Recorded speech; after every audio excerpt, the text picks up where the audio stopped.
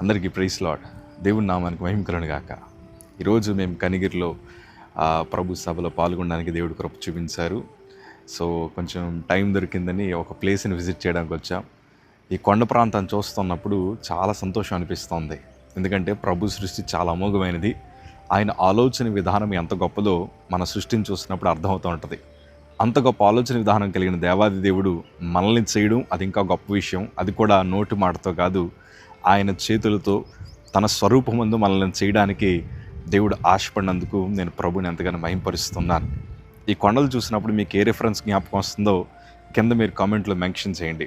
So ఈరోజు నాకు వచ్చిన ఆలోచన ఏంటంటే, మత్తయి సువార్త 17వ అధ్యాయము 20 మాట మనం చదవగలిగితే, మీకు ఆవగింజంత విశ్వాసం ఉండిన ఎడల ఈ కొండను చూచి ఇక్కడ నుండి అక్కడికి పొమ్మనగానే అది పోవును.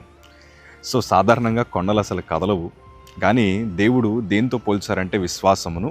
మీకు ఆవగించంత విశ్వాసం ఉంటే చాలు, కొండైనా కూడా సముద్రంలోకి వెళ్ళి పడమంటే ఖచ్చితంగా పడుతుందని ప్రభు లేఖనాలు సెలవిచ్చినట్లు, అంటే ఎంత ఉన్నతమైన సమస్య అయినా, ఎంత బలమైన సమస్య అయినా, ఎంత భయంకరమైన రోగమైనా, ఎంత భయంకరమైన కుటుంబ సమస్యలైనా దానికి పరిష్కారాన్ని ప్రభు మనకు బోధిస్తూ ఈ కొండను పోల్చుతూ మనకు చెప్పారు. అంటే ఈ శోధనలన్నీ తొలగాలంటే ఖచ్చితంగా మనకు విశ్వాసం ఉండాలి. ప్రభు లేఖనాలు ఎట్లా సెలవిస్తున్నాయి, విశ్వాసము లేకుండా దేవునికి ఇష్టడై ఉంటే అసాధ్యము.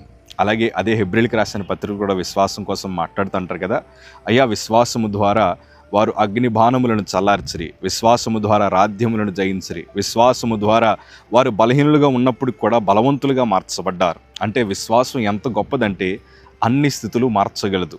ఈరోజు ఈ వీడియో చూస్తున్న మీ అందరూ కూడా విశ్వాసముతో ప్రార్థన చేయాలని ప్రభుపేట మనవి చేస్తున్నాను. నిజమే, ఈ కొండలు చూడడానికి భీకరముగా చాలా ఉన్నతంగా కనిపిస్తున్నాయి, కానీ విశ్వాసం ఉంటే చాలు ఆ కొండను కూడా తొలగించగలిగిన శక్తిని దేవుడు మనకిచ్చాడు. ఆ పరిస్థితులన్నీ తారుమారు చేయగలిగిన పరిస్థితులు ప్రభు మనకిచ్చాడు. ఎంత బలహీనతైనా జయించే కృపను దేవుడిచ్చాడు. అందుకే మరణాన్ని జయించి ఈరోజు ఇలాగ సాక్షులుగా వాడబడ్డానికి కూడా ఆ విశ్వాసమే కారణం. ఈరోజు మీరు విశ్వాసంతో ప్రార్థన చేయండి. దేవుడు మీ బ్రతుకులో ఉన్నతమైన కార్యాలు ప్రభు జరిగించుదురుగాక. ధైర్యంగా ఉండండి. అస్సలు కన్నీరు కార్చాల్సిన అవసరం లేదు, బాధపడాల్సిన అవసరం లేదు, దిగులు పడాల్సిన అవసరం లేదు. దేవుడు మనందరి పక్షాన ఉన్నాడు. దేవుడు మనందరితో మాట్లాడతారు. మీరు మోకరించి ప్రార్థన చేయండి, విశ్వాసంతో ప్రార్థన చేయండి.